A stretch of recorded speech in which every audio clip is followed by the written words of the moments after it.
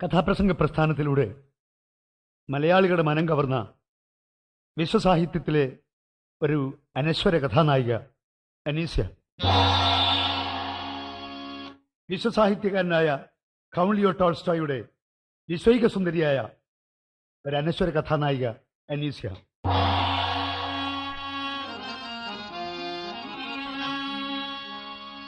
പുഷ്പിത ജീവിതവാടിയിലോ ഒരപ്സര സുന്ദരിയാണ് അനീസ്യ. പുഷ്പിത ജീവിതവാടിയിലോ ഒരപ്സര സുന്ദരിയാണ് അനീസ്യ. പൂവണിഞ്ഞു നിൽക്കുന്ന ജീവിതാരാമത്തിലെ ദേവകന്യകയെ പോലെ സുന്ദരിയായ ഒരു കഥാനായിക. പുഷ്പിത ജീവിതവാടിയിലോ ഒരപ്സര സുന്ദരിയാണ് അനീസ്യ. പക്ഷേ അവൾക്ക് ആരാധകരില്ല. ആരാധകരില്ലാത്ത വനിതൻ ആരോമൽ നായികയാണ് അനീസ്യ. ആരാധകരില്ലാത്ത വനിതൻ ആരോമൽ നായികയാണ് അനീസ്യ. പുഷ്പിത ജീവിതവാടിയിലോ ഒരപ്സര സുന്ദരിയാണ് അനീസ്യ. അവൾക്കൊരു ഭർത്താവുണ്ട്. 77-ലെത്തിയ പടുവൃദ്ധൻ. സുഖമില്ല, വലിയ പണക്കാരനാണ്, സുഖമില്ല, കിടപ്പാണ്, ചികിത്സ കാര്യമായിട്ട് നടക്കുന്നു.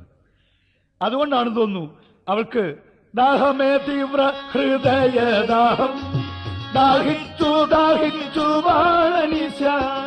ദാഹമേ തീവ്ര ഹൃദയദാഹം, ദാഹിച്ചു ദാഹിച്ചു അനീസ്യ. പുഷ്പിത ജീവിതവാടിയിലോ ഒരപ്സര സുന്ദരിയാണ് അനീസ്യ. ആ വീട്ടിൽ ഒരു ബാല്യക്കാരനുണ്ട്, ചെറുപ്പക്കാരനായ സുന്ദരനായ നികിത.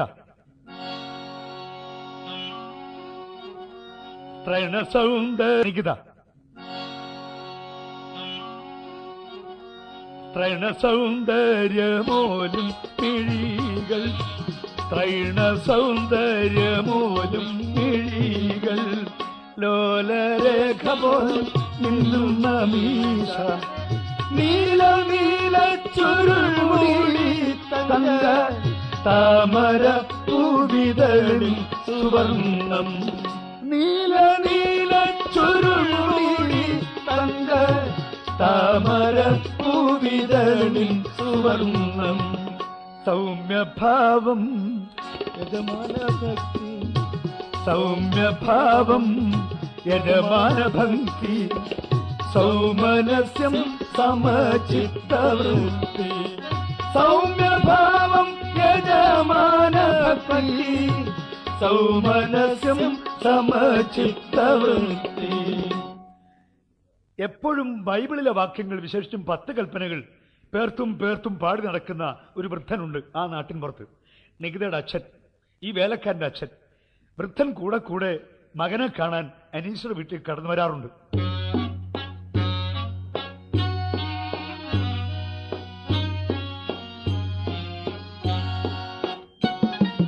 കളവായി സാക്ഷി പറഞ്ഞിടല്ലേ, കൊലപാതകം നിങ്ങൾ ചെയ്യരുതേ, വ്യതിയാനം ധർമ്മത്തിനെ ഇടല്ലേ.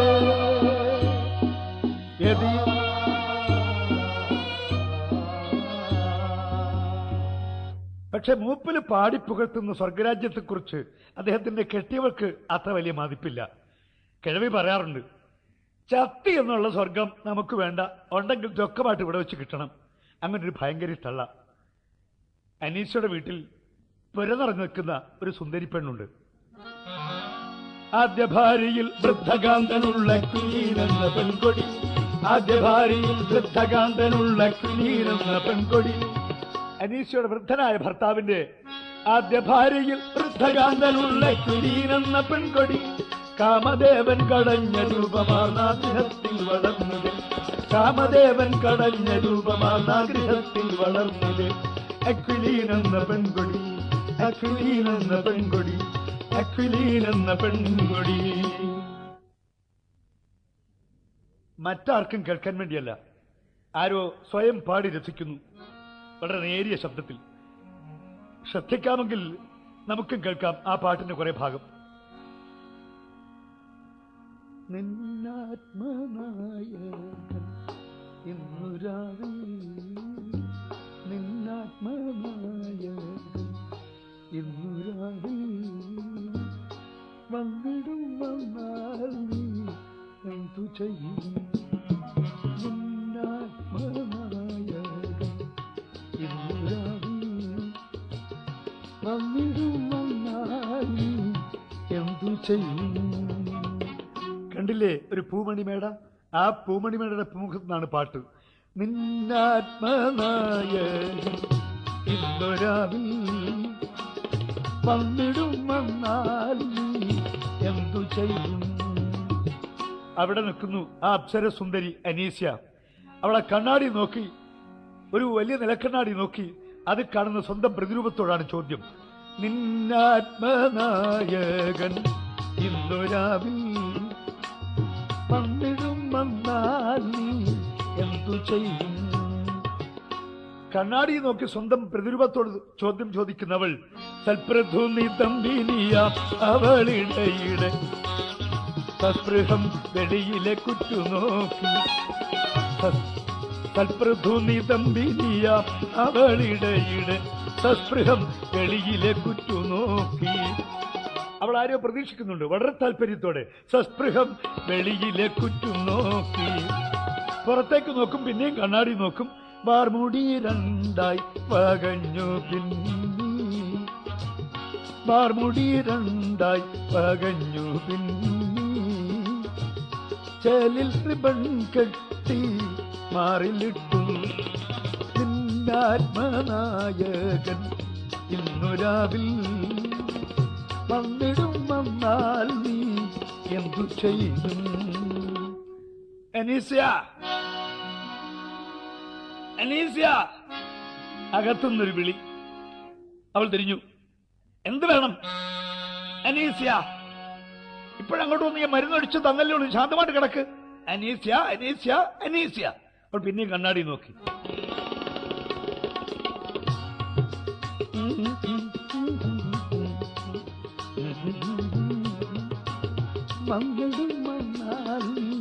എന്തു ചെയ്യും? കൊച്ചമ്മ, കൊച്ചമ്മ! എന്ത് വേണം വേടാ? പേടിച്ചു പോയല്ലോ. എന്ത് വേണം കൊച്ചമ്മ? കൊച്ചമ്മ, യജമാനൻ, യജമാനൻ, യജമാനൻ! ബോധമില്ല കിടക്കുന്നു, ബോധമില്ല കിടക്കുന്നു, ബോധമില്ല കിടക്കുന്നു. ഞാൻ വിചാരിച്ചു ചത്തുപോയെന്നു. വരുന്നു, വരുന്നു, നീ പോ. ബോധമില്ല കിടക്കുന്നു. പോകാൻ ഞാൻ വന്നേക്കാം.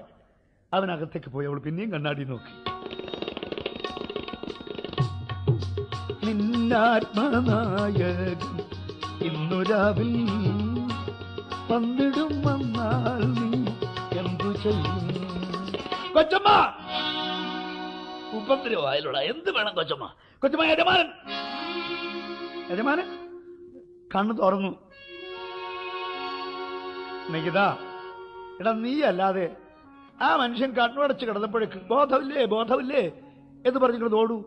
നീ ഇതുവരെ എവിടെ പോയിരുന്നു? രാത്രി മണി 10 ഇതുവരെ എവിടെ പോയിരുന്നു? ഞാൻ എന്ത് വേണം കൊച്ചമ്മ? പുതിയ ഔഷധങ്ങളും തേടി തേടി പലയിടവും ഞാനിന്നു സഞ്ചരിച്ചു. പുതിയ ഔഷധങ്ങളും തേടി തേടി പലയിടവും ഞാനിന്നു സഞ്ചരിച്ചു. ഓ, നീ കൊണ്ട് കുറെ പുതിയ ഔഷധം ഉണ്ടടാ. ഞാൻ പറയുന്നത് പിന്നെ മതിമരുന്നും മന്ത്രവാദവുമായി ചെലവഴിക്കേണ്ട ഒരു ചില്ലി പോലും, മതിമരുന്നും മന്ത്രവാദവുമായി ചെലവഴിക്കേണ്ട ഒരു ചില്ലി പോലും. മരുന്നും മന്ത്രവാദവും, മരുന്നും മന്ത്രവാദവും ചാവത്തുമില്ല, കട്ടിലൊഴിയത്തുമില്ല. അവൾക്ക് നന്നേ മുഷിഞ്ഞു. ഈ വൃദ്ധനെ ശുശ്രൂഷിച്ച് അവൾ മടുത്തു. മടുപ്പ് തോന്നിയില്ലെങ്കിലേ അതിശയിക്കേണ്ട കാര്യമുള്ളൂ. ചെറുപ്പക്കാരിയായ ഭാര്യ, കുഴിയിലോട്ട് കാലം നീട്ടിയിരിക്കുന്ന മോപ്പിന്ന് ഭർത്താവ്. ഈ ഭാര്യയും ഭർത്താവും ഏറ്റവും കൂടുതൽ സന്തോഷമായിട്ടും സ്നേഹമായിട്ടും കഴിയുന്നതെന്നാണ് എനിക്ക് തോന്നുന്നത്. വയസ്സുകാലത്താണെന്ന്. കാര്യം ആർക്കും ആരെയും സംശയമില്ല. രണ്ടുപേരും സന്തോഷമായിട്ടും കഴിഞ്ഞുകൂടുക. ഇവിടെ ചെറുപ്പക്കാരിയായ ഭാര്യ, കുഴിയിലോട്ട് കാലം നീട്ടിയിരിക്കുന്ന മോപ്പിന്ന് ഭർത്താവ്. മരുന്നും മന്ത്രവാദവും, മരുന്നും മന്ത്രവാദവും. എടാ, ഏത് മരുന്ന് മേടിക്കാൻ പോയാലും കുറച്ചുകൂടെ നേരത്തെ ഇങ്ങോട്ട് എഴുന്നള്ളാം. എന്താ കൊച്ചമ്മ? അദ്ദേഹം എന്നെ വിളിച്ചോ? യജമാൻ എന്നെ വിളിച്ചോ?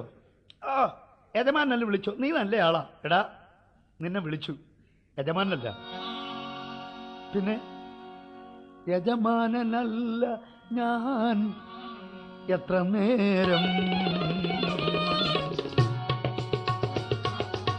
നികിതയക്കാത്തൂൺ കഴിച്ചതില്ല, യജമാനനല്ല ഞാൻ എത്ര നേരം നികിതയക്കാത്തൂൺ കഴിച്ചതില്ല. എടാ, നീ വരാഞ്ഞിട്ട് ഞാൻ അത്താഴം പോലും കഴിക്കാതിരിക്കണം. ഞാൻ എന്ത് വേണം കൊച്ചമ്മ?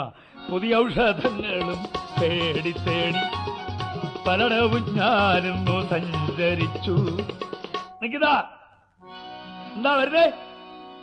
അദ്ദേഹം എന്നെ വിളിക്കുന്നു. അവനകത്തേക്ക് ഓടി. അവളും അവന്റെ പിന്നാലെ പോയി. ദിവസങ്ങൾ കൊഴിഞ്ഞു വീഴുന്നു. ചികിത്സ കാര്യമായിട്ട് നടക്കുന്നു. സൗകര്യമുള്ള മൂപ്പലാനല്ലേ, ചികിത്സയ്ക്ക് കുഴപ്പമില്ല. പക്ഷേ ആ സൂക്കേട് മൂപ്പലാനെയും കൊണ്ടുപോകുന്ന ലക്ഷണമാണ്. കുറേ നാൾ കഴിഞ്ഞപ്പോൾ, ഈ മനുഷ്യൻ സ്വതേ നല്ലവനാണല്ലോ, പക്ഷെ സാഹചര്യങ്ങൾ അവനെ പിശാചാക്കും, ചിലപ്പോൾ ദേവതുല്യനായി വളർത്തുകയും ചെയ്യും. കുറേ നാൾ കഴിഞ്ഞപ്പോൾ ആ വീട്ടിൽ അനീസ്യ ആ വൃദ്ധന്റെ ഭാര്യയാണെന്ന് പറയുന്നതിനേക്കാൾ സത്യം മറ്റൊന്നായി കഴിഞ്ഞിരിക്കുന്നു. കാമുകിയാണീസ്യ നികിതൻ, സ്വാമിനി അല്ലയാൾ കൃത്യനല്ല. കാമുകിയാണീസ്യ നികിതൻ, സ്വാമിനിയല്ലയാൾ കൃത്യനല്ല. ഈ ചെറുപ്പക്കാരനായ വേലക്കാരനെ മനസ്സിൽ ധ്യാനിച്ചു കഴിയുന്ന കാമുകിയാണീസ്യ നികിതൻ, സ്വാമിനിയല്ലയാൾ കൃത്യനല്ല. സ്വാമിനി അല്ലവൾ ആയുവ കോമളൻ, ഓമന സങ്കൽപ്പ റാണിയല്ലോ. സ്വാമിനി അല്ലവൾ ആയുവ കോമളൻ, ഓമന സങ്കൽപ്പ റാണിയല്ലോ. കാമുകിയാണീസ്യ നികിതൻ, സ്വാമിനിയല്ലയാൾ കൃത്യനല്ല. രോഗി അവിടെ കിടന്ന് വിളിക്കാറുണ്ട്, അനീസ്യ, ഞാൻ നിന്റെ ഭർത്താവാണടി, ഒന്ന് തിരിഞ്ഞു നോക്കിക്കളയടി. കാണാൻ കൊതിച്ചയാൾ കേണിരൽ നീടിലും, കാണാൻ കൊതിച്ചയാൾ കേണിരൽ നീടിലും, കാണാൻ ലഭിക്കാറിൽ കോമലാളേ. കാണാൻ കൊതിച്ചയാൾ കേണിരൽ നീടിലും, കാണാൻ ലഭിക്കാറിൽ കോമലാളേ. കാമുകിയാണീസ്യ നികിതൻ, സ്വാമിനിയല്ലയാൾ കൃത്യനല്ല. കൊണ്ടുപോടാ, എനിക്ക് മരുന്ന് വേണ്ടാടാ. അല്ല, അങ്ങനെ പറയരുതേ. ഈ മരുന്ന് കഴിക്കണം, ഇത് കഴിച്ചാൽ അവിടത്തേക്കും സുഖമാവും എന്നാര് പറയുന്നു? ഡോക്ടർ അദ്ദേഹം. ഏത് ഡാക്ടർ? ഒത്തിരി ഡാക്ടർമാരായല്ലോ. പുതിയ ഡോക്ടർ. നീ വേണ്ട, കയ്പ് കൊണ്ടുപോ, എനിക്ക് മരുന്ന് വേണ്ട. മൂപ്പിലാൻ തിരിഞ്ഞു കിടക്കും. അവൻ മരുന്നുമായിട്ട് അടുത്ത് നിൽക്കുകയാണ്. കിടന്ന കിടപ്പിൽ മുമ്പിൽ പിന്നെയും വിളിക്കുന്നു. നിൽക്കതാ, എന്താ നേരം കുറെ ഇരുട്ടി അല്ലയോ? ഓ, കുറച്ച് ഇരുട്ടിയേ. നീ വല്ലതും കഴിച്ചോ? ഇല്ലേ, കഴിച്ചോളാം. ചെന്നെന്തെങ്കിലും കഴിക്കപ്പോ.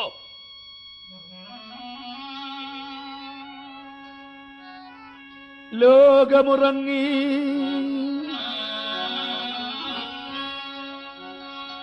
ലോകമുറങ്ങി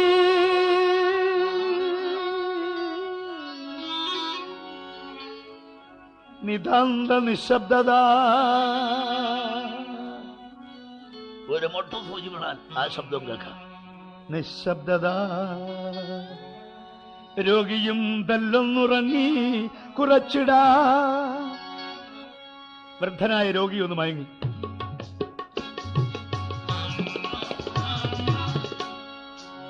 അകലയപ്പാതിരാ പക്ഷി പോലും ചിറകുമോതുക്കി ഉറക്കമായി. അകലയപ്പാതിരാ പക്ഷി പോലും ചിറകുമോതുക്കി ഉറക്കമായി. ഉലകിടമെല്ലാം ഉറക്കമായി. തരുനിര പോലും അനങ്ങാതായി. ഉലകിടമെല്ലാം ഉറക്കമായി. തരുനിര പോലും അനങ്ങാതായി.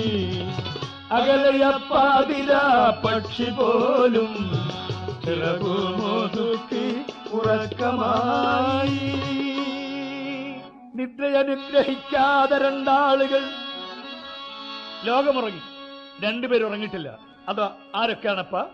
ഒന്ന് ചന്ദ്രക്കല. ചന്ദ്രക്കല ഇതാ മെല്ലെ മെല്ലെ പടിഞ്ഞാറോട്ട് പോകുന്നു. ഏകയായി മൂകയായി, ഏകയായി മൂകയായി സങ്കേതമെത്തുവാൻ പോകയാ. ആ ധന്യ കാമുകൻ ആരുവാൻ, കാമുകനാരുവാൻ, കാമുകനാരുവാൻ. ആരാണാവോ ചന്ദ്രക്കലയുടെ കാമുകൻ? ചന്ദ്രക്കലയ്ക്ക് സുന്ദരിയായ ഈ കാമുകിക്ക് സുന്ദരനായ ഒരു കാമുകനുണ്ട്. അയാളങ്ങ് പടിഞ്ഞാറാണ് താമസം. അയാളുടെ പേര് കടൽ, നീലക്കടൽ.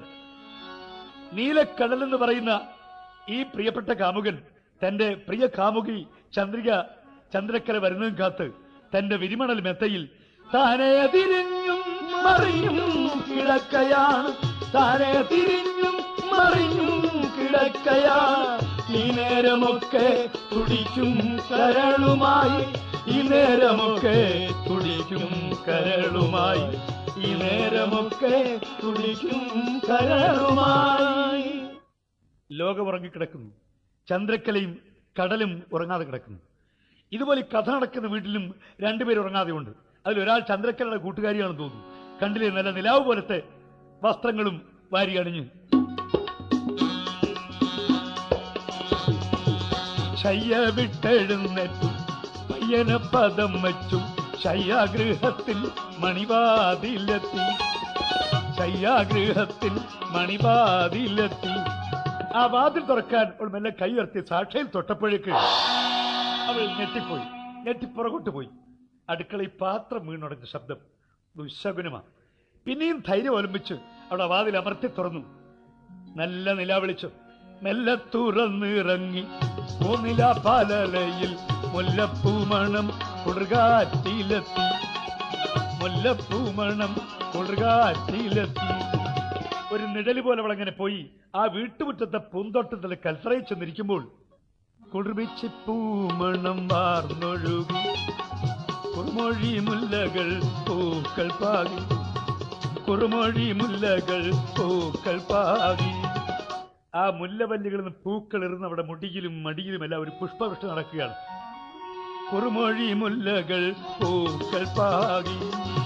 മറ്റൊരു നിഴൽ ആ പൂന്തോട്ടത്തിന് വേറൊരു കോണിൽ പ്രത്യക്ഷപ്പെട്ടു. ആ നിഴൽ അടുത്തു വരുന്നു. ആ നിഴൽ അവളെ സമീപിച്ചപ്പോൾ അവൾ വിളിക്കുന്നു, കൊച്ചമ്മ. ഇരിക്കൂ. ഇല്ല കൊച്ചമ്മ, ഞാനിവിടെ നിന്നോളാം. ഇരിക്കാനല്ലേ പറഞ്ഞത്? അവൾ അവനെ കൈക്ക് പിടിച്ചു. അവൻ അവിടെ സമീപത്തിരുന്നു. നികിത, കൊച്ചമ്മ, നീ എവിടെ ചുറ്റും നോക്കുന്നത്? ഇതെന്ത് പരിഭ്രമമാ? എടാ, സമാധാനമായിട്ടിരിക്കും. ഞാനല്ലേ വിളിച്ചത്? എടാ, നിന്നെ ഞാൻ വിളിച്ചത് വളരെ വിലപ്പെട്ടൊരു കാര്യം നിന്നെ ഏൽപ്പിക്കാനാണ്. എന്ത് കൊച്ചമ്മ? വളരെ വിലയേറിയൊരു കാര്യം നിന്നെ ഏൽപ്പിക്കാനാണ്. എന്താ കൊച്ചമ്മ? എടാ, തരുന്നിതാ ഞാൻ എൻ ഹൃദയം, തരുന്നിതാ ഞാൻ എൻ ഹൃദയം, തരുന്നു നികിതൻ ഹൃദയം. തരുമോ പകരം നിൻ ഹൃദയം, തരുമോ നികിത നിൻ ഹൃദയം. തരുന്നിതാ ഞാൻ എൻ ഹൃദയം, തരുന്നു നികിതൻ ഹൃദയം. തരുമോ പകരം നിൻ ഹൃദയം, തരുമോ നികിത നിൻ ഹൃദയം. കൊച്ചമ്മ, എന്ത് നികിത?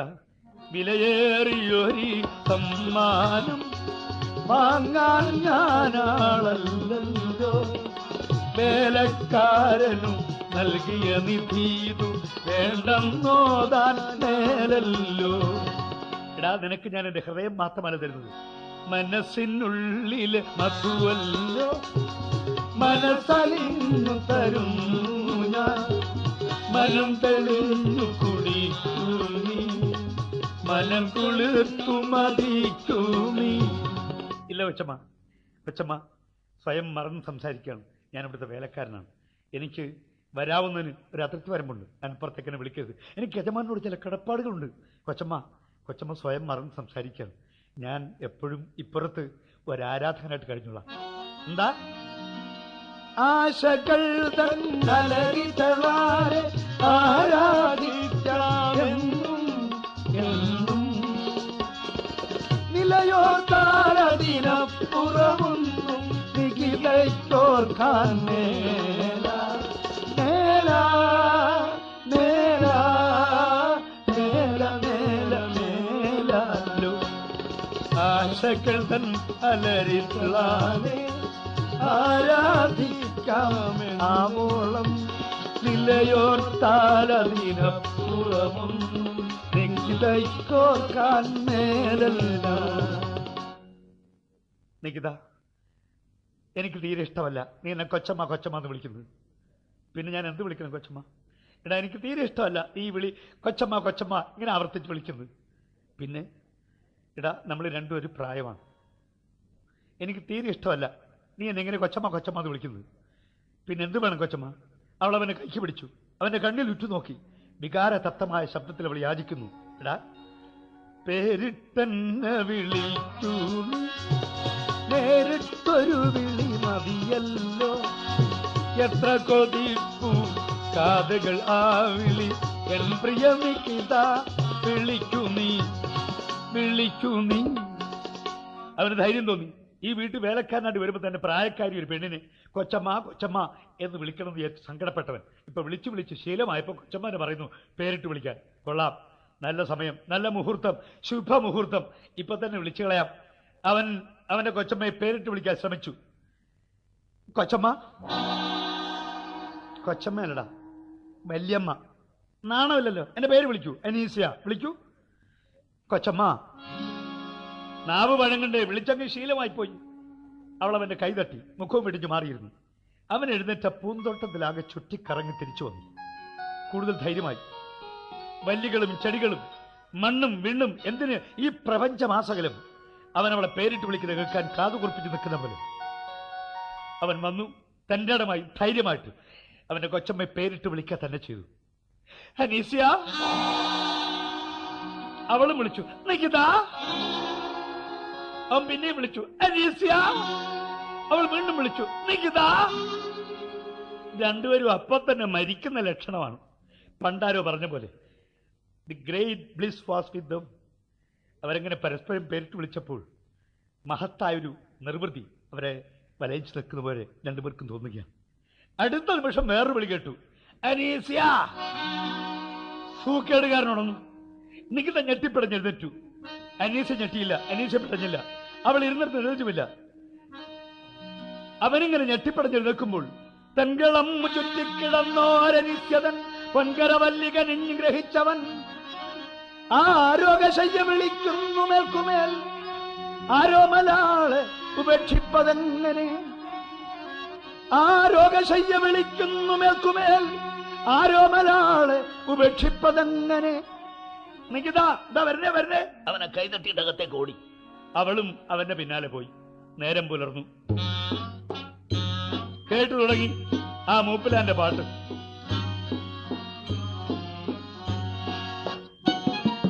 കളവായി സാക്ഷി പറഞ്ഞിടല്ലേ, കൊലപാതകം നിങ്ങൾ ചെയ്യരുതേ, വ്യതിയാനം ധർമ്മത്തിലേകിടല്ലേ, വ്യഭിചാരം ചെയ്യാനോ.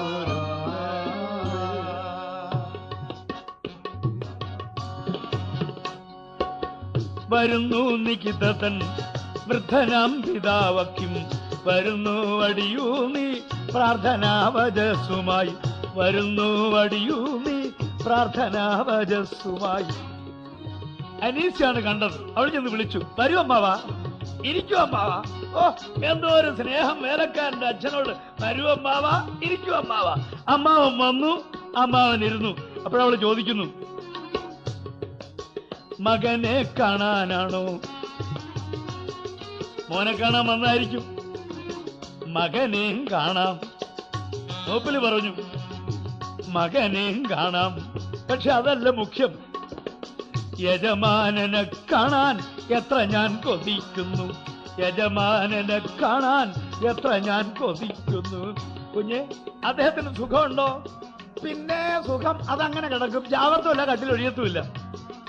സുഖമില്ല അല്ലേ? ദൈവമേ, കുഞ്ഞെ എന്റെ മോനം കൊണ്ടുപോയി.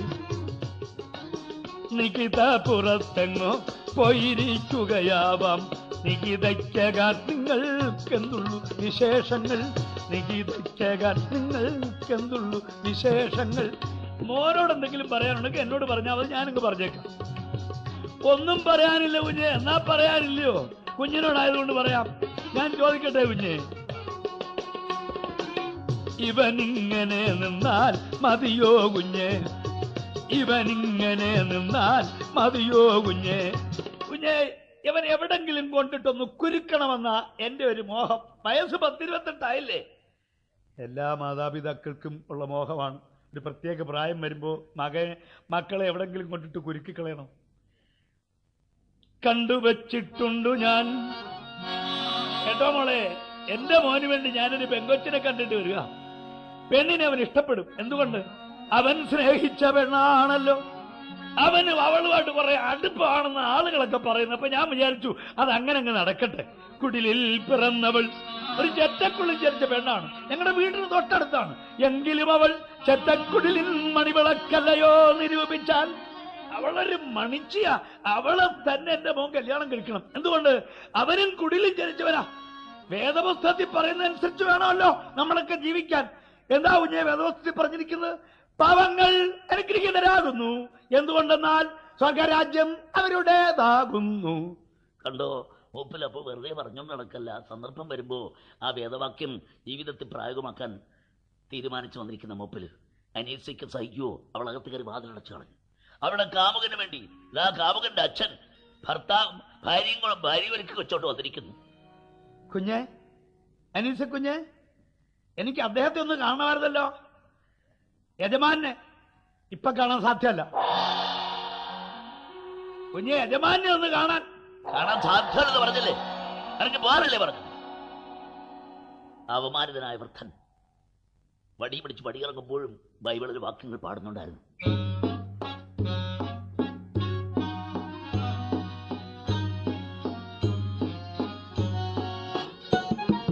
ധനികനൊരിക്കലും സാധ്യമാവില്ല അണയുവാൻ സ്വർഗത്തിൽ ഓർത്തുകൊള്ളിൻ.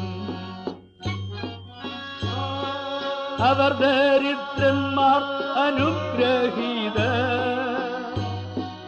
അവരുടേതാണീശ്വരന്റെ രാജ്യം. മൂപ്പല് ദൂരെ പോയി മറഞ്ഞു. നേരെ വിരട്ടി നികിത തിരിച്ചെത്തി അവന്റെ യജമാന്റെ മരുന്ന് കൊടുക്കുന്നു. മരുന്ന് വാങ്ങിച്ച് അല്പം രുചിച്ചിട്ട് മൂപ്പല ചോദിക്കുന്നു, നികിത, എനിക്കൊരു സുഖവുമില്ലല്ലോടാ. സുഖമാവേ? ഇനി വലിയ താമസമില്ലേ? അവൾ എന്തിയടാ? അകത്ത് കാണും. ഒന്ന് വിളിച്ചേ. കൊച്ചമ്മ, ചെന്ന് തിരക്കടാ. ഞാൻ കുറെ നേരമായിട്ട് വിളിക്കുന്നവൾ തിരിഞ്ഞു നോക്കുന്നില്ല. അവൾ എവിടെ പോയി തൊലഞ്ഞ തിരക്ക് ചെല്ല്. അവൻ അകത്തി ചെന്നു. അടുക്കളപ്പെട്ടൊരു കള്ളച്ചിരിയും ചിരിച്ചോണ്ടോ എന്ന് ചോദിക്കുന്നു. കൊച്ചമ്മ തിരക്കാണോ? കൊച്ചമ്മ തിരക്കാണോ? ഈ അകത്ത് കിടന്ന് കരയുന്നു. അങ്ങോട്ട് ചെല്ല്, അവിടെ കിടന്ന് കരയുന്നു. അയാൾ അകത്തി ചെന്ന് നോക്കുമ്പോൾ കൊച്ചമ്മ വീണ് കിടന്ന് കരയുന്നു, വിങ്ങിപ്പൊട്ടി കരയുന്നു. കൊച്ചമ്മ, കൊച്ചമ്മ. ചുറ്റും ഒന്ന് കണ്ണോടിച്ചിട്ട് പിന്നെയും വിളിച്ചു, അനീസ്യ. അവൾ പിടഞ്ഞെഴുതിട്ടു. വിളിക്കരുത്, എന്റെ പേരെങ്ങനെ വിളിക്കരുത്. ഇല്ല, വിളിക്കൂല. എന്നെ കൊണ്ട് നിർബന്ധിച്ചൊക്കെ വിളിപ്പിച്ചിട്ട് ഞാൻ വിളിച്ചു തുടങ്ങുമ്പോൾ വിളിക്കരുതാണെങ്കിൽ വിളിക്കുന്നില്ല. കൊച്ചമ്മ, ഇവിടെ എന്തുണ്ടായി? എന്തിനു കരയുന്നു? യജമാനൻ വഴക്ക് പറഞ്ഞു. നികിത, നിനക്ക് പോകാം. എന്താ കൊച്ചമ്മ? നിന്റെ സേവനം ഞങ്ങൾക്ക് ആവശ്യമില്ല, പോകാം. ഞാൻ പോയിക്കോളാം. ഞാൻ എന്ത് തെറ്റ് ചെയ്തു എന്ന് പറഞ്ഞാൽ ആ നിമിഷം പോയിക്കോളാം. തെറ്റ് തെറ്റ് തെറ്റ്. നീ ഇത്ര ചതിയനാണെന്ന് ഞാൻ നിശ്ചയിച്ചല്ലോ നിൻ അച്ഛൻ നിനക്കൊരു നിസ്തുല റാണിയെ സമ്മാനിപ്പാൻ. നിശ്ചയിച്ചല്ലോ നിൻ അച്ഛൻ നിനക്കൊരു നിസ്തുല റാണിയെ സമ്മാനിപ്പാൻ. മറ്റാരുമല്ലവൾ നിൻ ഹൃത്തിൽ വാഴുന്ന കറ്റക്കുഴലാണ് പ്രേമറാണി താവക താപം ഹരിപ്പതേതോ മലാൾ താമസിക്കേണ്ടു തന്നെ ചെല്ലു ഭവാൻ താവക താപം ഹരിപ്പതേതോ മലാൾ താമസിക്കേണ്ടു തന്നെ ചെല്ലു ഭവാൻ.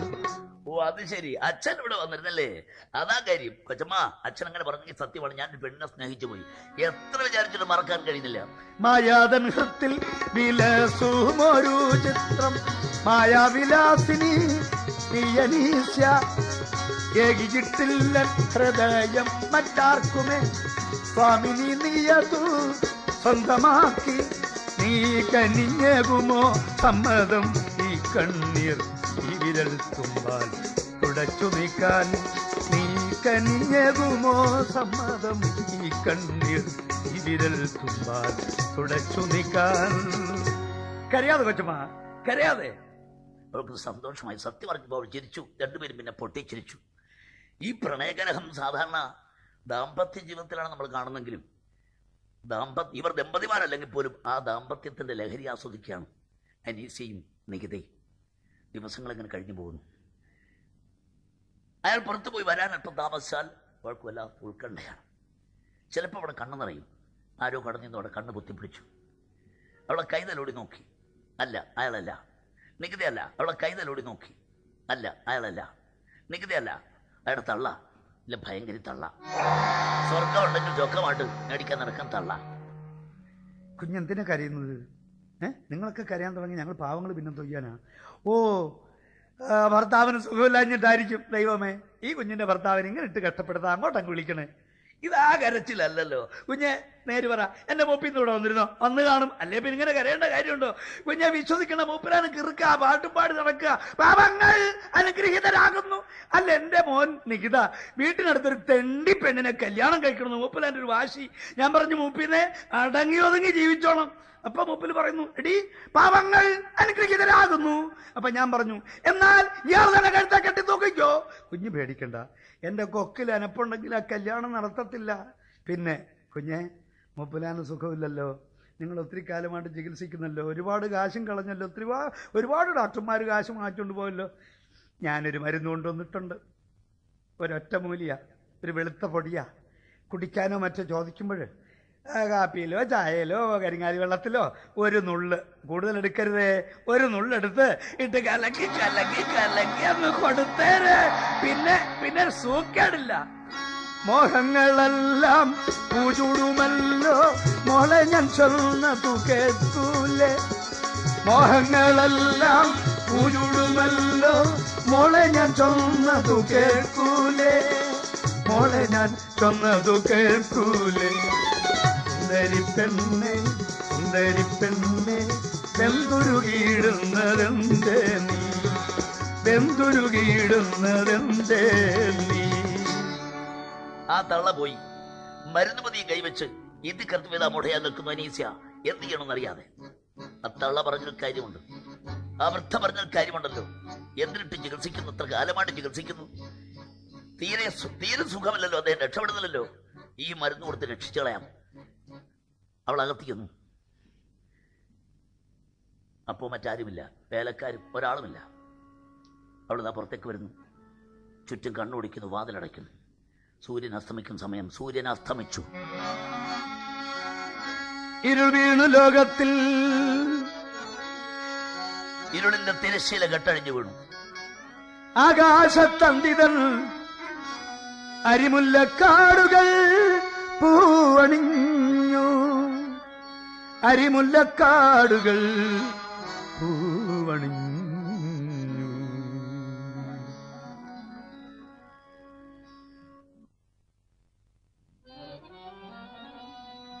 അടുത്ത ദിവസം രാവിലെ ഇതാ ഒരു വിലാപയാത്ര. ബന്ധുക്കൾ, ഉറ്റവരും ഉടയവരുമായി വളരെയധികം ബന്ധുജനങ്ങൾ പങ്കെടുക്കുന്ന ഒരു വിലാപയാത്ര.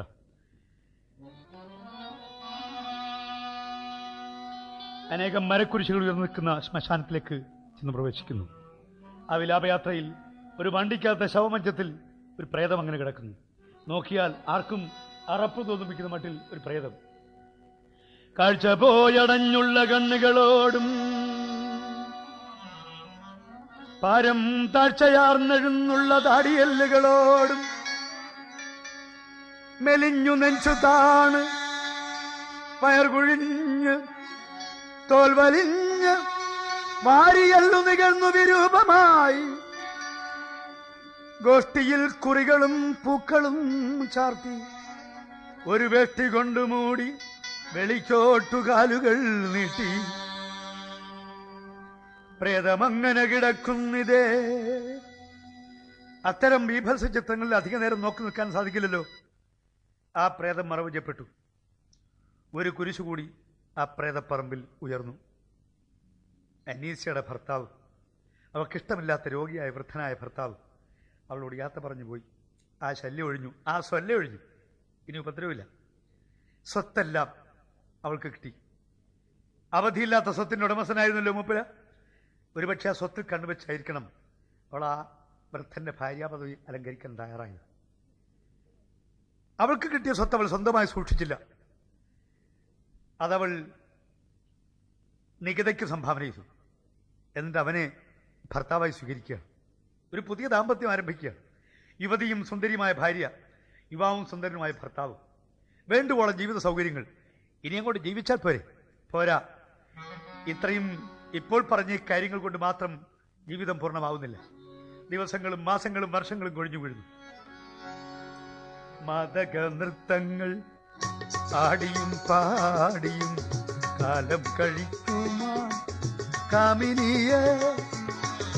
മാദക നൃത്തങ്ങൾ ആടിയും പാടിയും കാലം കഴിക്കുമാ കാമിനിയെ. മെല്ലെ തഴുകി തഴുകി സുഖിപ്പിച്ചു, മെല്ലെ തഴുകി തഴുകി സുഖിപ്പിച്ചു നല്ല കാലത്തിൻ കരാങ്കുലികൾ.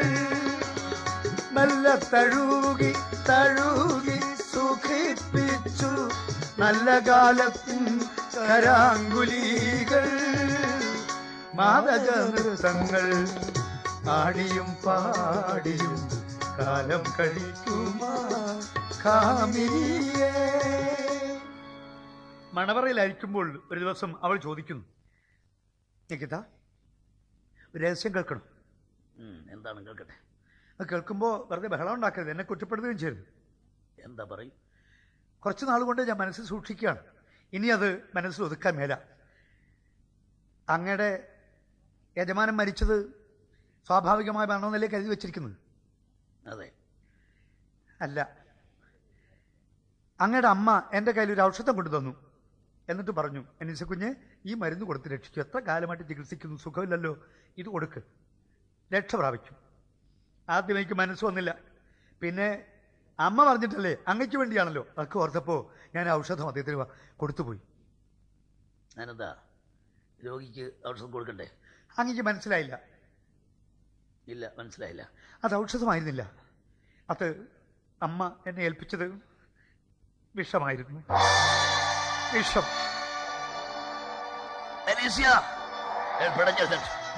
നീ നിന്റെ ഭർത്താവിന് വിഷം കൊടുത്തു വന്നു. പെട്ടെന്ന് അവൾ അയാളുടെ വാപത്തെ പിടിച്ചു. ഞാൻ പറഞ്ഞില്ലേ ബഹളം ഉണ്ടാക്കരുത്. അങ്ങയ്ക്ക് വേണ്ടിയാണ്, അങ്ങന്റെ ഭർത്താവായി തീരാൻ പോകുന്നു. അതോർത്തപ്പോൾ അമ്മ പറഞ്ഞത് ശരിയാണെന്ന് എനിക്ക് തോന്നി. എന്നിട്ട് കഷ്ടപ്പെടുന്നു. ഞാൻ മരുന്ന് കൊടുത്തു. അയാളെ കൈക്കൊരു തട്ട് കൊടുത്തു. എനിക്ക് വേണ്ടി ഞാൻ ഭർത്താവായി തീരാൻ പോകുന്നു. ചെറുപ്പക്കാരൻ ഭർത്താവായി തീരാൻ പോകുന്നു. അതുകൊണ്ട് വൃദ്ധനായ ഭർത്താവിന് വിഷം കൊടുത്തു കളയാം. എടി, നീ ഒരു സ്ത്രീയല്ല, നീ ഒരു കാപാലികയാണ്. അയാളെ കിടക്കിന് എവിടെ രക്ഷിച്ചു വാതിൽ ചവിട്ടി പൊളിച്ച് പുറത്തേക്ക് പോകുന്നു. അവൾ പിന്നാലെ കൊണ്ടും കാറ്റ് മാതിരി പോയവന്റെ പിന്നാലെ ഒരു കരിയെ മാതിരി അവൾ പറന്നു. പക്ഷെ ഗേറ്റെത്തിയപ്പോഴും വീണുപോയി, ബോധം കെട്ട് വീണുപോയി. അങ്ങ് ദൂരം പോയവൻ എവിടെയോ, എങ്ങോട്ടൊന്നുമില്ലാതെ പോയവൻ എവിടെയോ ചെന്ന് മറഞ്ഞു.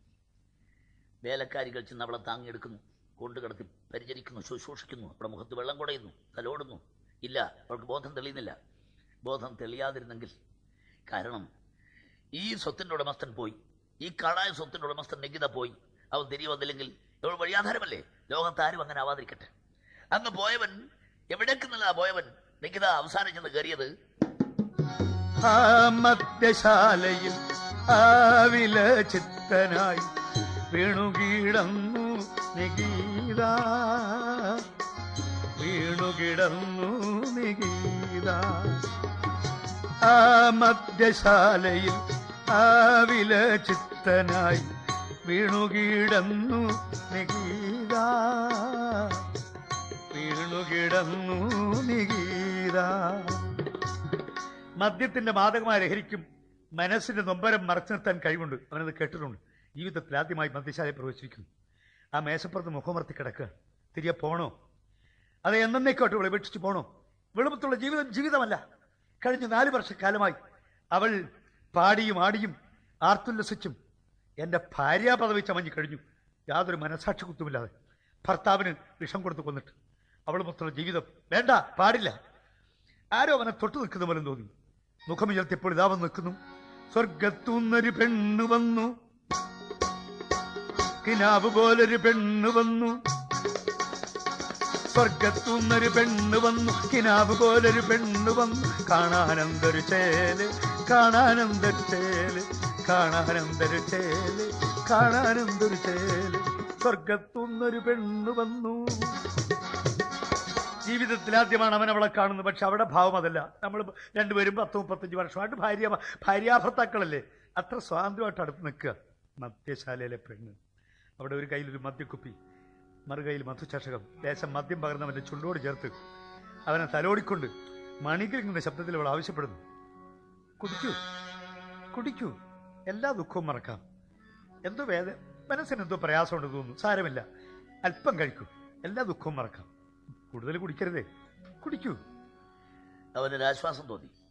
നടന്ന് വിയർത്തൊലിച്ച് അരയാന്റെ ചുവടിൽ നിന്നാൽ ഒരു കുളിർകാറ്റ് വീശുന്നെങ്കിൽ അപ്പോഴുണ്ടാകുന്ന അസൗഖ്യം അവൻ അനുഭവപ്പെടുക. പിന്നെ അവൻ സംശയിച്ചില്ല. നിസ്സംശയം കരം നീട്ടി വാങ്ങി മുത്തിക്കുടിച്ചവൻ മദ്യം, മുത്തിക്കുടിച്ചവൻ മദ്യം.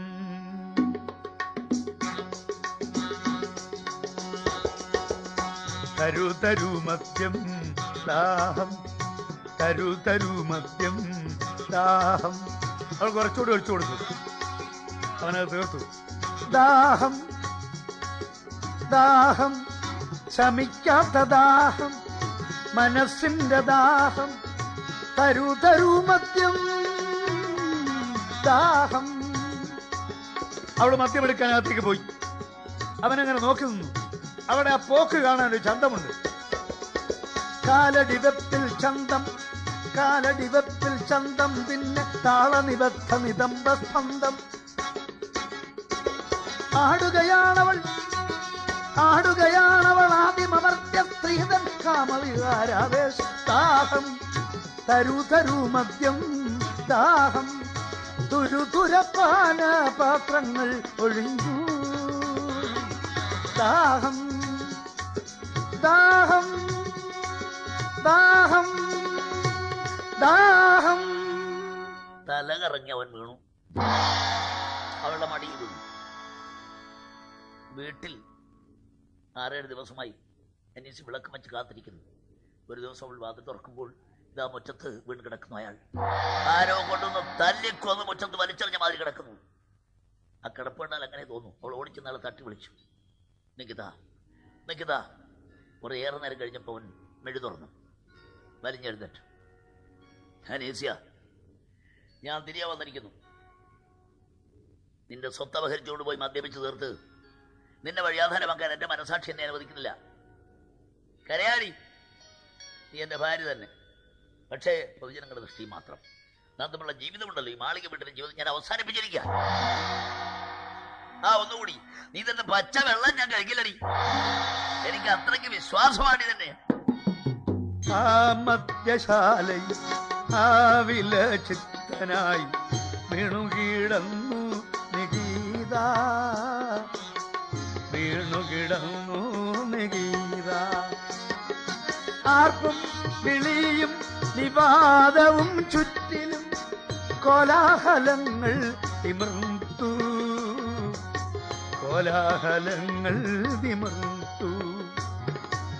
ലോകത്ത് ഒരാശ്വാസ കേന്ദ്രമുണ്ടെങ്കിൽ നികിതയ്ക്ക് അതിപ്പോൾ മദ്യശാലയാണ്.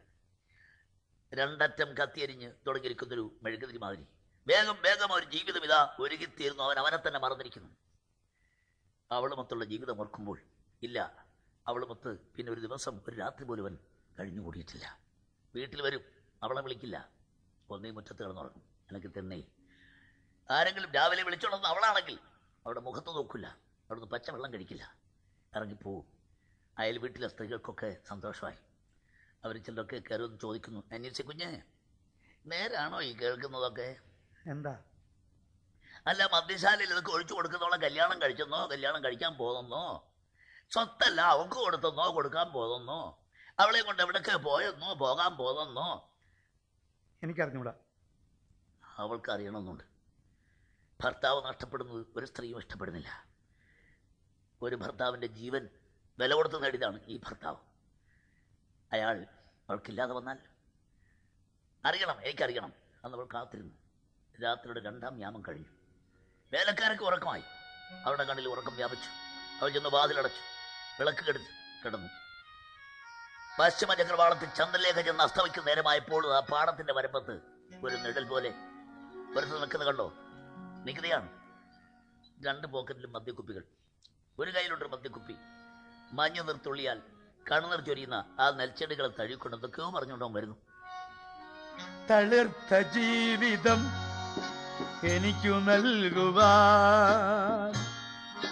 ചതിച്ചു കൊന്നു നീ മരിച്ച കാന്തനെ.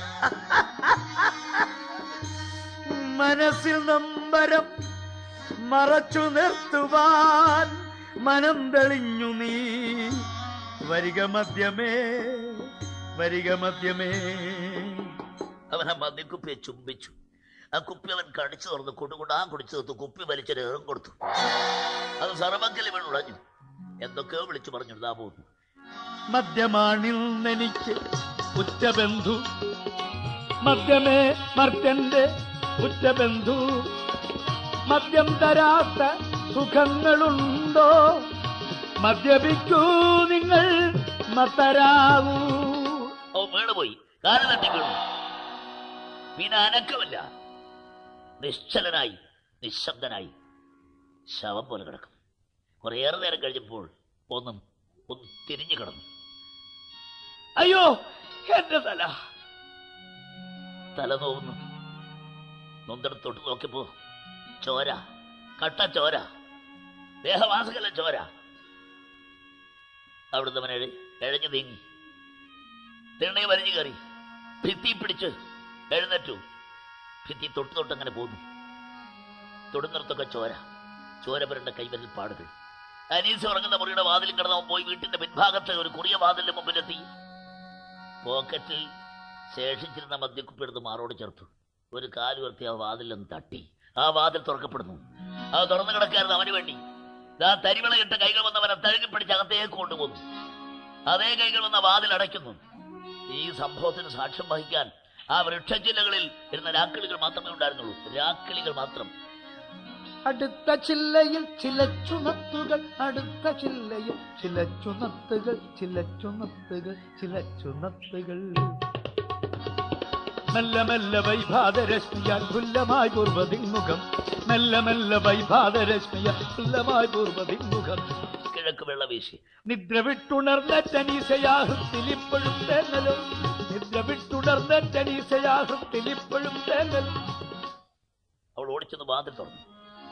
വന്നതില്ലവൻ ഇന്നലെ രാവിൽ വന്നതില്ലെന്ന് പോയതോ, വന്നതില്ലവൻ ഇന്നലെ രാവിൽ വന്നതില്ലെന്ന് പോയതോ.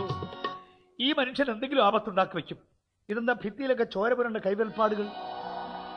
അത് നോക്കി നോക്കി അനീസ് നടന്നു.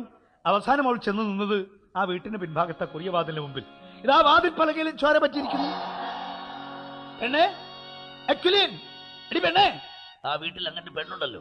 ആദ്യം ഞാൻ അവളുടെ പേര് സൂചിപ്പിച്ചു, അക്വിലിൻ. ആദ്യ ഭാര്യയിൽ വൃദ്ധകാന്തനുള്ള അക്വിലീൻ എന്ന പെൺകൊടി, കാമദേവൻ കടഞ്ഞ രൂപമാർന്ന ഗൃഹത്തിൽ വളർന്നിതേ. ആദ്യ ഭാര്യയിൽ വൃദ്ധകാന്തനുള്ള അക്വിലീൻ എന്ന പെൺകൊടി, അക്വിലീൻ എന്ന പെൺകൊടി. കല്യാണപ്രായമെത്ത് നിൽക്കുന്ന പെണ്ണ്. ആലോചനക്കാര് വരുന്നു പോകുന്നു, വരുന്നു പോകുന്നു, തീരുമാനത്തിലെത്തുന്നില്ല. അങ്ങനത്തെ പെണ്ണ് അവിടെയുണ്ട്. പെണ്ണേ, അക്വിലീൻ, എടി പെണ്ണേ, ഈ പെണ്ണ് ചത്തുപോയോ? ഇവിടെ ആരുമില്ലടാ. വാതിൽ വെട്ടിപ്പൊളിക്കടാ, ഈ വാതിൽ വെട്ടിപ്പൊളിക്കടാ. ഓരോരുത്തരുടെ വേലക്കാരൻ കോടാലിയോട്ട് ഓടി വന്നു. പക്ഷേ വാതിൽ വെട്ടിപ്പൊളിക്കുന്ന ലക്ഷമായപ്പോ അകത്തുനിന്ന് വാതിൽ തുറക്കപ്പെടുന്നു. ഇതാ ഇറങ്ങി വരുന്നു. അക്വിലല്ല, അവളല്ല, ഇതാ നികിത, അനീഷയുടെ ഭർത്താവ്. ഒരു ഭർത്താവിന്റെ ജീവൻ വില കൊടുത്ത് വാങ്ങിയ ഭർത്താവ് അക്വിലിന്റെ മുറിയിൽ നിന്ന് ഇറങ്ങി വരുന്നു. വാവിട്ട് കരയുന്ന അനീസ് അവളെ തിരിഞ്ഞു നോക്ക് പോലും അവൻ ഇറങ്ങിപ്പോന്നു. എല്ലാവരും വിളിച്ചോണ്ട് അവൾ അകത്തേക്ക് ഓടി പാഞ്ഞു പോയി. ആ പെണ്ണവിടെ, അവളെവിടെ? ഇതാ നിൽക്കുന്നു, ഒളിച്ചു നിൽക്കുന്ന എടീ സകല മുറയും മറന്നോടി. അയാൾ നിന്റെ ചിറ്റപ്പനല്ലേടി, അക്കണക്ക് നീയാണ് മകളല്ലേടി. നിന്നെ വച്ചെങ്കിലടി, വച്ചെങ്കില്ല നിന്നെ വച്ച. അയ്യോ കൊച്ചമ്മ, എന്റെ കുറ്റമല്ല. അവളെ തൊട്ടുപോരുത്, അക്കിളിയെ തൊട്ടുപോരുത്. മാറിയല്ലടി. ഇറങ്ങിപ്പോരുതാ കയറി വരുന്നു. അപ്പോഴാണ് അനസിക്ക് കാര്യമൊക്കെ തെളിഞ്ഞത്. ആ ഭർത്താവിന്റെ ഗർജനം കേട്ടപ്പോൾ സ്തബ്ധയായി തുറുകണ്ണുമായി അസ്തബോധയായെന്ന പോൽ നിന്നനീശയ രക്ഷണം തകർന്ന നിലം പറ്റി വീണവൾ. വെട്ടിയിട്ട മരവാഴ തടി കണക്ക് വീണ് കിടക്കുന്ന അവളെ പട്ടിയെ നോക്കുന്ന കണ്ണുകൊണ്ട് മാത്രം നോക്കേണ്ടവൻ ഇറങ്ങി പോകുന്നു. ഇതാണ് ജീവിതം. ജീവിതം ഇങ്ങനെയാ. ജീവിതം പ്രതികാരം ചെയ്യും, നിർദാക്ഷിണ്യം പകരം കിട്ടും. ജീവിതത്തിന്റെ പ്രതികാരത്തിന്റെ പല്ലുകൾ കിടന്ന് പടയുന്നു അനീസ്യ. ഇവളെ രക്ഷിക്കാൻ ആർക്ക് കഴിയും? ഒരു സദാചാര പാലകനും സാധ്യമല്ല. കുറെ ദിവസം കൊണ്ട് കഴിഞ്ഞപ്പോഴേക്ക് അവൾ ആ വീട്ടിലെ അടുക്കളപ്പണിക്കാരിയായി, അതിലും താണവളായി. കാരണം അക്വിലിനും നികിതയും ഇന്നൊരു കൈയാണ്. അവൾ ചോദിക്കാറുണ്ട്, ആ പെണ്ണവളെ ശാസിക്കാറുണ്ട്, നീ എന്റെ അച്ഛനെ കൊന്നവളാണല്ലടി, എന്റെ അച്ഛന് വിഷം കൊടുത്ത് കൊന്നവളാണല്ലടി, നിന്നെ അന്നേ അടിച്ച് പട്ടിക്ക് പുറത്താക്കണ്ടായിരുന്നു. എടി പട്ടി, നിനക്ക് ആഹാരം വേണോടി, പാത്രം തെക്കടി, മുറ്റം നോക്കടി, പട്ടി. കാന്തനെ കൊന്നവൾ കാമുകൻ കൈവിട്ടു, കൈവശം സമ്പാദ്യമില്ല.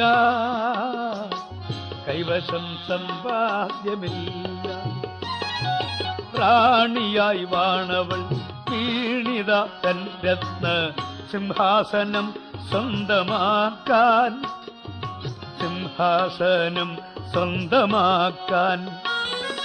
തന്നെ ചവിട്ടി കരേറുന്ന പെണ്ണിനായി തൻ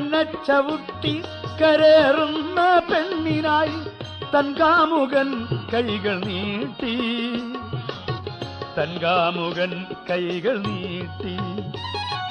തന്നെ ചവിട്ടി കരേറുന്ന പെണ്ണിനായി. ആ പെണ്ണവിടെ? അക്വിലിൽ എവിടെ? അവൾ പുറത്തേക്ക് വരുന്നില്ല. അനീസിക്ക് ആകെ സംശയമായി. അവളെ ഇവൻ കൊന്നു കുഴിച്ചു മൊടിയോ? അവൾ പുറത്തേക്ക് വരുന്നില്ല. അവൾ അകത്തമ്മ ചമഞ്ഞകത്തിരിക്കുന്നു. നികിത വന്നപ്പോൾ അനീസ്യ തടഞ്ഞു നിർത്തി. അവളവിടെ? നിന്റെ അവളെവിടെ? അവളെ കൊന്നു കുഴിച്ചു മൊടിയോടാ. അവൻ കാലുമടക്കി ഒരു അടി കൊടുത്തു. ഒരന്വേഷണക്കാരി. അവളെ ആരും കൊന്നില്ല, ആരും കൊന്നു തിന്നില്ല. അവളകത്തുണ്ട്. അവൾക്ക് പുറത്തേക്ക് വരാൻ മേല. അവൾ വല്ലാത്ത രഹസ്യം സൂക്ഷിക്കുന്നു, അതിജുഗുപ്സാവഹമായ രഹസ്യം സൂക്ഷിക്കുന്നു. അവിവാഹിതയായ പെൺകുട്ടി ഗർഭിണിയാണ്.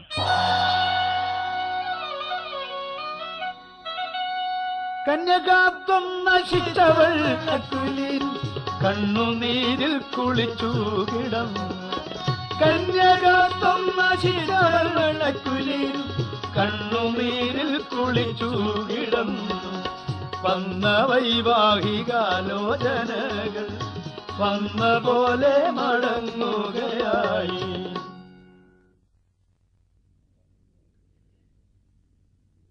ഗർഭിണിയായിരിക്കുന്ന അക്വിലിന് നികിത ഒരു ഭർത്താവിനെ എങ്ങനെയോ ഒപ്പിച്ചെടുത്തു.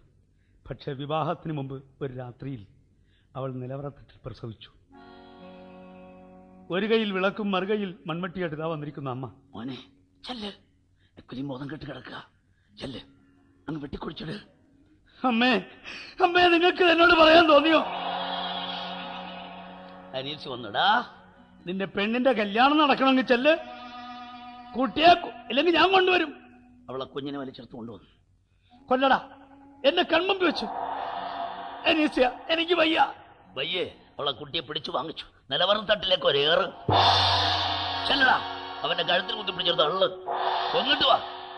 ഒന്ന് കുഴിച്ചു മുടിയാതെ മുകളിലേക്ക് വരരുത്. അത് സംഭവിച്ചു. അടുത്ത ദിവസങ്ങൾ കഴിഞ്ഞു. നാട്ടുകാരെല്ലാം മറന്നു. അക്വിലിൻ്റെ കല്യാണത്തിന് എല്ലാവരും വന്നെത്തിയിട്ടും പന്തലിൽ ഒരാൾ കാണുന്നില്ല. ആതിഥേയനെ കാണുന്നില്ല. നികിതയെ.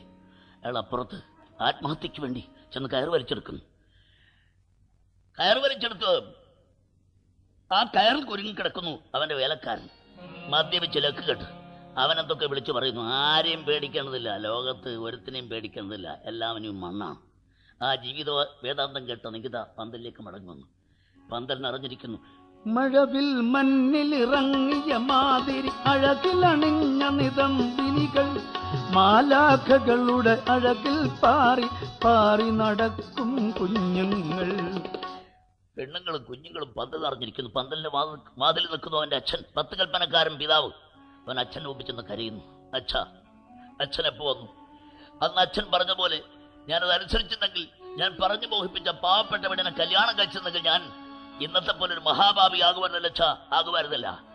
പറഞ്ഞു തന്നതു കേട്ടു നടക്കാൻ മറന്നുപോയ മഹാപാപി, കരഞ്ഞപേക്ഷിക്കുന്നു കനിയാൻ ക്ഷമാപണം മൽപ്രിയദാതാ, ക്ഷമാപണം മൽപ്രിയദാതാ. ക്ഷമിക്ക മാമക പാപങ്ങൾ, ക്ഷമാപണം മൽപ്രിയദാതാ. അച്ഛൻ മകനെ ഉണർന്നു, സഹതാപത്തിൻ കണ്ണീരടർന്നു. കല്യാണഘോഷം കഴിഞ്ഞു, കണ്ണീർ തുടയ്ക്കുന്ന നീസ്യ. കല്യാണഘോഷം കഴിഞ്ഞു, കണ്ണീർ തുടയ്ക്കുന്ന നീസ്യ.